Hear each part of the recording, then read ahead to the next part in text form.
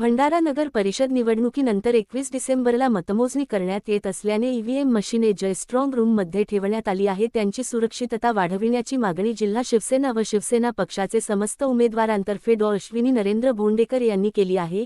या मागणीचे एक निवेदन आज जिल्हाधिकाऱ्यांना देण्यात आले असून यावर लवकरात लवकर उपाय करण्याची मागणी केल्या गेली आहे। उल्लेखनीय आहे की भंडारा नगर परिषदेच्या निवडणुका 2 डिसेंबर रोजी पार पडल्या। अशातच 3 तारखेला होणारी मतमोजणी ही 21 तारखेला घेण्याचे अध्यादेश न्यायालयाकडून करण्यात आले आहेत, ज्यामुळे झालेल्या निवडणुकीच्या ईव्हीएम या स्ट्रॉंग रूमला जमा करण्यात आल्या। या स्ट्रॉंग रूमला सुरक्षिततेची कमतरता असल्याची बाब शिवसेनेच्या लक्षात आली। या स्ट्रॉंग रूममध्ये आत व बाहेर सीसीटीव्ही लावणे आवश्यक असून ते लावण्यात आले नाही आहे।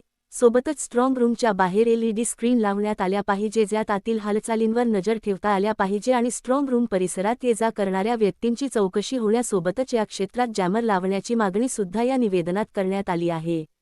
ईव्हीएम या स्ट्रॉंग रूममध्ये ठेवताना स्ट्रॉंग रूमला सील करण्यात आले, परंतु यावेळी कोणत्याही उमेदवार अथवा त्याच्या प्रतिनिधीच्या सह्या घेण्यात आल्या नाही।